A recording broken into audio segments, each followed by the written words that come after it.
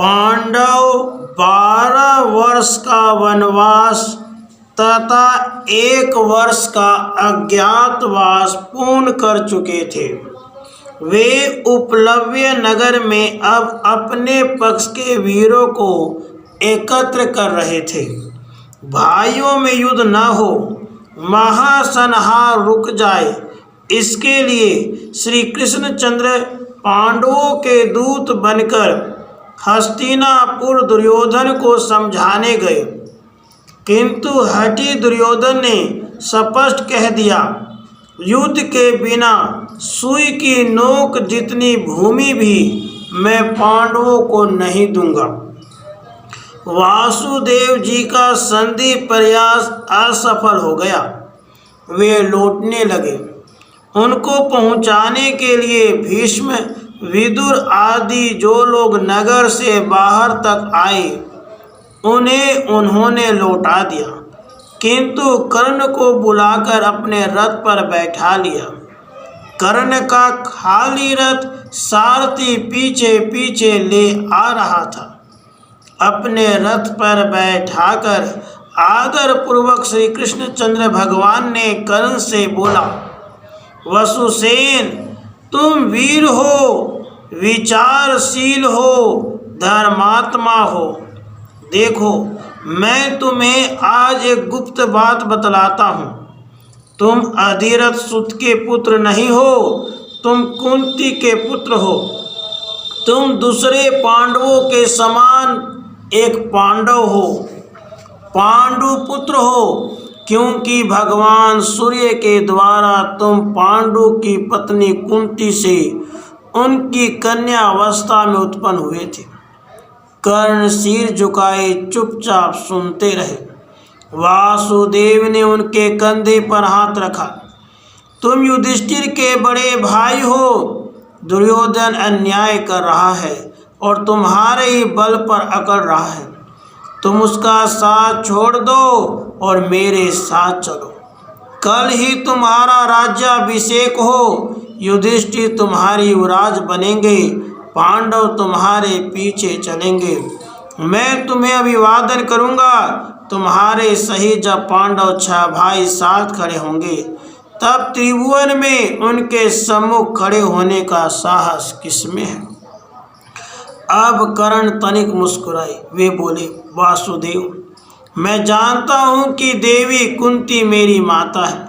मैं सूर्य पुत्र हूँ और धर्मता पांडव हूँ, किंतु दुर्योधन ने सदा से मेरा विश्वास किया है। जब सब मुझे तिरस्कृत कर रहे थे, दुर्योधन ने मुझे अपनाया, मुझे सम्मानित किया। मुझ पर दुर्योधन के बहुत अधिक उपकार हैं। मेरे ही भरोसे दुर्योधन ने युद्ध का आयोजन किया है। मैं ऐसे समय किसी प्रकार उनके साथ विश्वासघात नहीं करूँगा। आप मुझे आज्ञा दें उनके पक्ष में युद्ध करने की। होगा वही जो आप चाहते हैं, किंतु क्षत्रिय वीर खाट पर पड़े पड़े न मरे, युद्ध में वीर गति प्राप्त करे, यही मेरी इच्छा है। कर्ण, तुम मेरा इतना भव्य प्रस्ताव भी नहीं मानते तो तुम्हारी इच्छा, युद्ध तो होगा ही। श्री कृष्णचंद्र ने रथ रुकवा दिया। उस रथ से उतरने के पूर्व कर्ण बोले, वासुदेव, मेरी एक प्रार्थना आप स्वीकार करें। मैं कुंती पुत्र हूँ, यह बात आप गुप्त ही रखें, क्योंकि युधिष्ठिर धर्मात्मा है। उन्हें पता लग जाएगा कि मैं उनका बड़ा भाई हूँ, तो वे राज्य मुझे दे देंगे और मैं दुर्योधन को दे दूंगा। मैं दुर्योधन का कृतज्ञ हूँ, अतः युद्ध उन्हीं के पक्ष में करूँगा, किंतु चाहता मैं यही हूँ कि न्याय की विजय हो, धर्मात्मा पांडव अपना राज्य प्राप्त करें। जहाँ आप हैं, विजय तो वहाँ होनी ही है। फिर भी आप मेरा यह अनुरोध स्वीकार करें। महात्मा कर्ण का अनुरोध स्वीकृत हो गया। वे श्री कृष्णचंद्र के रथ से उतरकर अपने रथ पर जा बैठे और हस्तिनापुर लौट पड़े। संधि कराने के प्रयत्न में असफल होकर श्री कृष्णचंद्र लौट गए। अब युद्ध निश्चित हो गया। युद्ध की तिथि तक निश्चित हो गई। इधर देवी कुंती अत्यंत व्याकुल हो रही थी। कर्ण उनका ही पुत्र और वही अपने और भाइयों से संग्राम करने को उद्यत। दुर्योधन कर्ण के ही बल पर तो कूद रहा है। अंत में कुंती देवी ने कर्ण को समझाने का निश्चय किया। वे अकेली ही घर से निकली।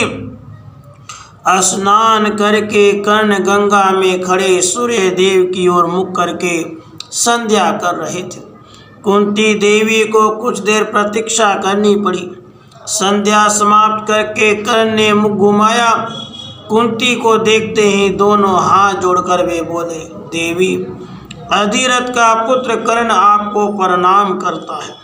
कुंती के नेत्र भर आए। बड़े संकोच से वे बोली, बेटा, मेरे सामने तो तू अपने को सुत पुत्र मत कह। मैं यही कहने आई हूँ कि तू इन लोक प्रकाशक भगवान सूर्य का पुत्र है और इस अभागिनी के गर्भ से उत्पन्न हुआ है। मैं तेरी माता हूँ। तू अपने भाइयों से युद्ध का हठ छोड़ दे बेटा। मैं तुझसे यही मांगने आई हूँ। कर्ण ने फिर दोनों हाथ जोड़े। माता, आपकी बात सत्य है। मुझे पता है कि मैं आपका पुत्र हूँ, किंतु मैं दुर्योधन के उपकारों से दबा हूँ। दुर्योधन उस समय मेरा मित्र बना जब मुझे पूछने वाला कोई नहीं था। आपत्ति के समय में मित्र का साथ नहीं छोड़ सकता। युद्ध तो मैं दुर्योधन के ही पक्ष में करूँगा। कुंती देवी ने भरे कंठ से कहा, माँ होकर आज संकोच छोड़कर मैं तेरे पास आई और तू मुझे निराश करके लौटा रहा है। कर्ण बोले, माता, आप मुझे क्षमा करें। मैं कर्तव्य से विवश हूँ, परंतु मैं आपको वचन देता हूँ कि अर्जुन को छोड़कर दूसरे किसी पांडव पर मैं आघात प्रहार नहीं करूँगा। दूसरे भाई युद्ध में मेरे सामने पड़े भी तो मैं उन्हें छोड़ दूंगा। आपके 5 पुत्र बने रहेंगे। अर्जुन मारे गए तो आपका 5वां पुत्र मैं, और मैं मारा गया तो अर्जुन है ही। तुम अपना यह वचन स्मरण रखना। देवी कुंती आशीर्वाद देकर लौट गई।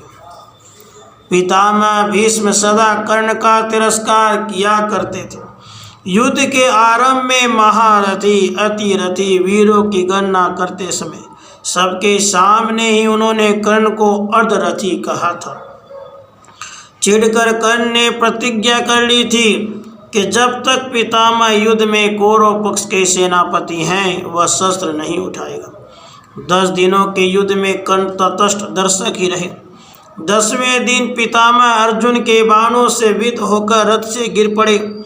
उनके शरीर में लगे बाण ही उनकी सैया बन गए थे। पितामह के गिरने पर युद्ध बंद हो गया। सब जन उनके समीप आए। यह भीड़ जब समाप्त हो गई, जब सरसैया पे पड़े भीष्म अकेले रह गए, तब एकांत देखकर कर्ण वहाँ आए। उन्होंने कहा, पितामह, सदा आपसे दृष्टता करने वाला सुत पुत्र कर्ण आपके चरणों में प्रणाम करता है। भीष्म पितामह ने स्नेहपूर्वक कर्ण को पास बुलाया और स्नेहपूर्ण गदगद वाणी से बोले, बेटा कर्ण, मैं जानता था कि तुम महान सुर हो। तुम अद्भुत वीर एवं श्रेष्ठ महारथी हो। तुम ज्ञानी हो, परंतु तुम्हें हतोत्साह करने के लिए मैं सदा तुम्हारा तिरस्कार करता था।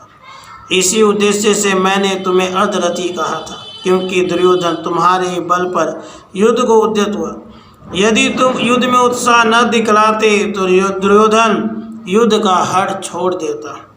यह महासंहार किसी प्रकार रुक जाए, यही मैं चाहता था, परंतु हुआ वही जो होने वाला था। तुम्हारे प्रति मेरे मन में कभी दुर्भाव नहीं हुआ है। मेरी बातों को तुम मन में मत रखना।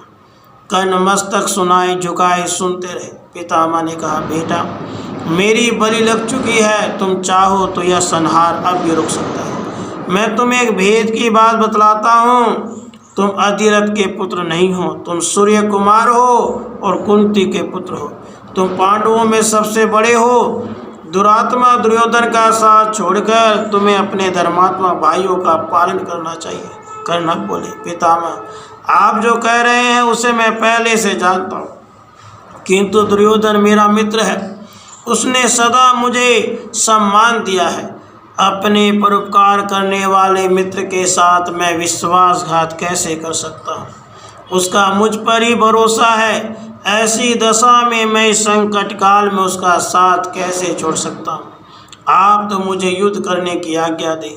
कौरव पक्ष में युद्ध करते हुए मैं वीरों की भांति दे त्याग करूं, यही मेरी कामना है। पितामह ने आशीर्वाद दिया, वत्स तुम्हारी कामना पूर्ण हो। तुम उत्साह पूर्वक दुर्योधन के पक्ष में युद्ध करो और अपने कर्तव्य का पालन करो। राधे, कृष्ण राधे।